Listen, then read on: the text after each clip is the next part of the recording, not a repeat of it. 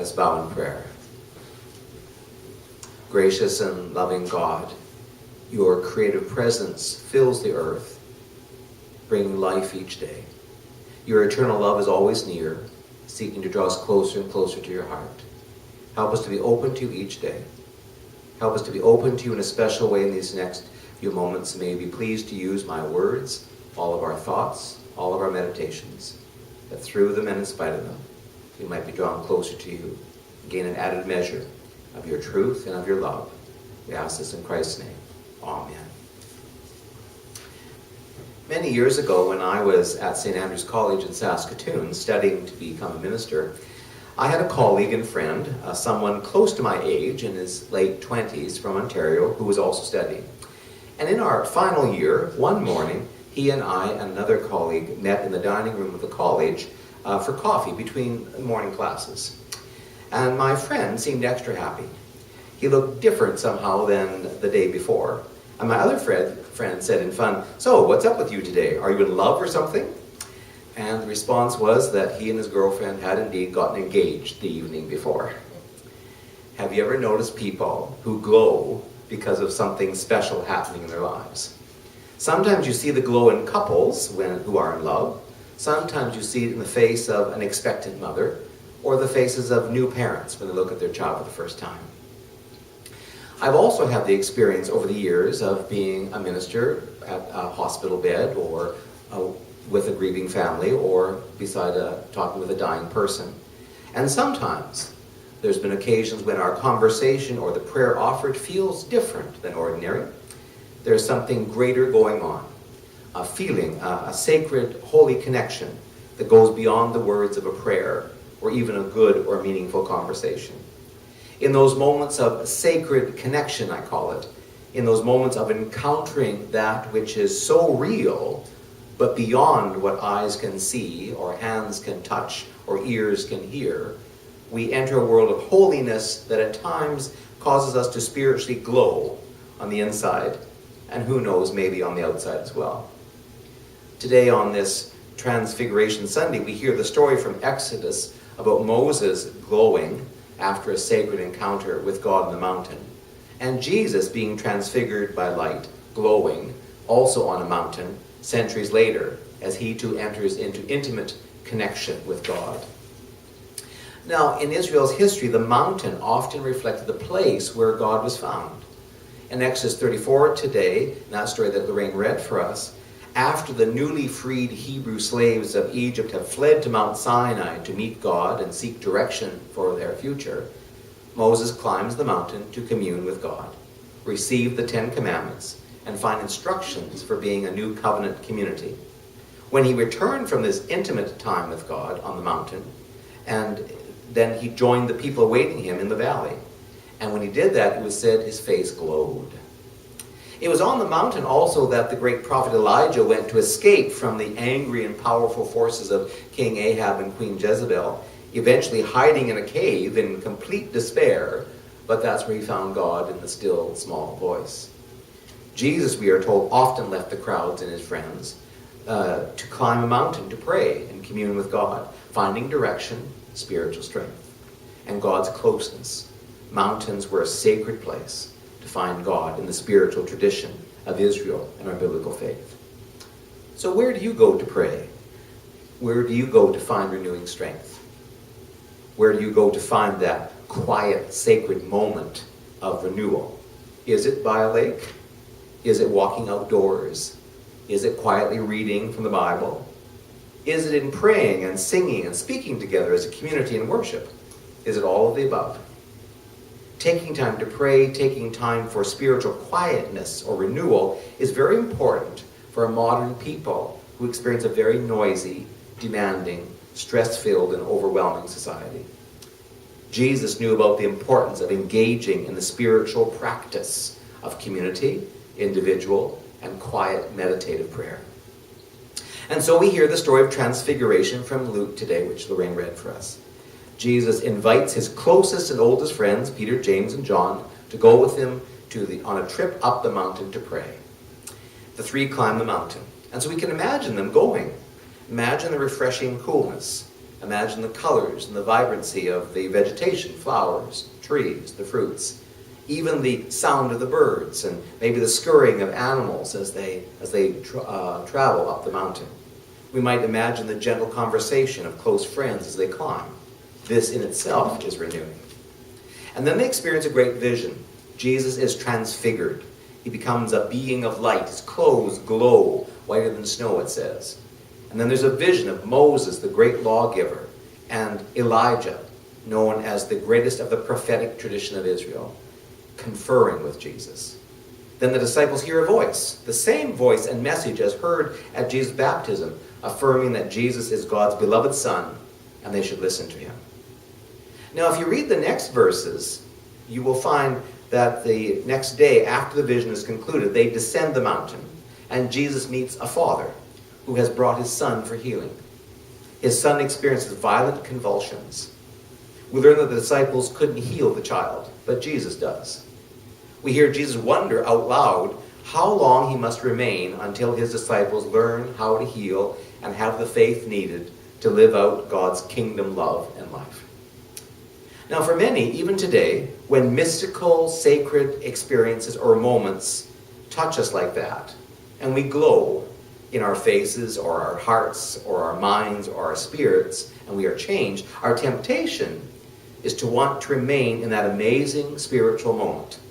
Just like Peter wanted them to stay on the mountain by offering to build 3 tents or dwellings for Moses, Elijah, and Jesus so they would never have to leave. But the experience of Jesus and his disciples, the experience of Moses when he glows after encountering God, is that experience is not for them alone. Nor is it for the mountaintop times in life.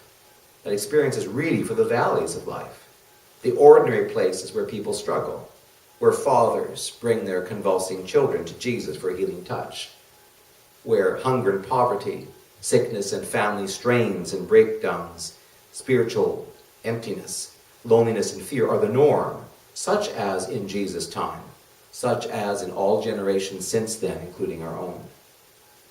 So if the transfiguration is not just a mountaintop experience for Jesus and his friends long ago, what is its message? What does it mean for us today?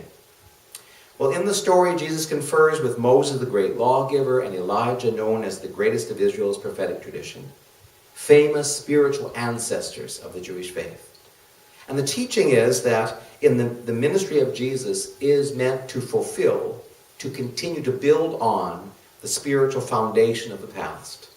Not to forget it or abolish it, but continue to live out the truth of God's love revealed through it. Our spiritual ancestors in faith, whose teachings are in the Bible, are an important starting place for us whenever we wish to follow in the way and the spirit of Jesus.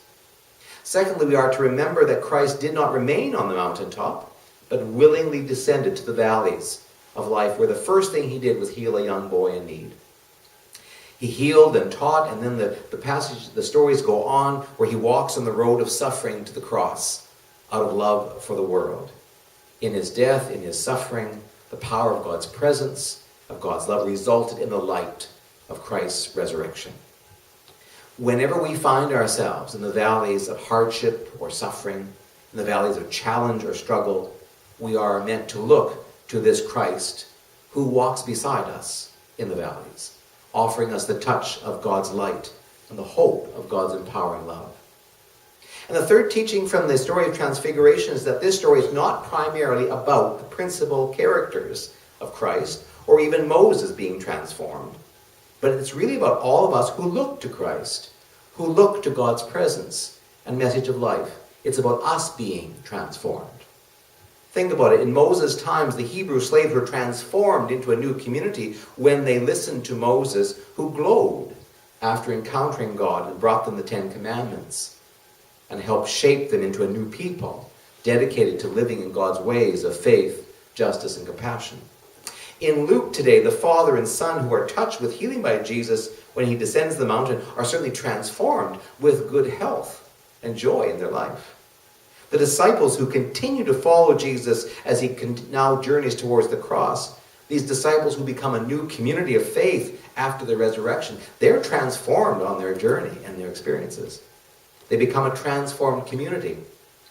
as they witness to and live out the message, spirit, and continuing presence of the living Christ, as they heal the sick, include the outcast and suffering, as they break the barriers that divided Jew from Gentile, men from women, slave from free.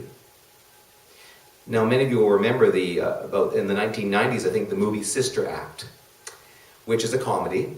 It tells the story of a lounge singer who, after witnessing a murder committed by her casino-owning mob boss boyfriend, goes to the police and is placed in hiding for her protection until a court date is found in which she could testify. And the singer is played by Whoopi Goldberg. The police hide Whoopi in a dying convent attached to a dying inner-city church. And the Mother Superior of the convent is played by the British actress Maggie Smith. In desperation to keep Whoopi Goldberg safe and also not to cause too much disruption for the quiet, contemplative, inner-focused convent who doesn't know who Whoopi is, Maggie Smith, the Mother Superior, passes Whoopi off as a new nun, Sister Mary Clarence. And she places her in charge of the dedicated but musically challenged choir of nuns. Mary Clarence rewrites old, upbeat rock and roll and pop songs for Mass. She even adds a little choreography for the choir's Sunday morning performances. And there's a powerful response from the tired congregation. Then Sister Mary Clarence actually kind of tricks Mother Superior into letting the nuns take down the wire fence and the walls of security that had separated them from their community. And the nuns begin to venture out into the admittedly dangerous inner-city neighborhood. They went out to meet ordinary people, open soup kitchens, a daycare, wash off graffiti, and clean up the garbage in the broken-down neighborhood, and engage with the alienated youth. The result is transformation of a dying church.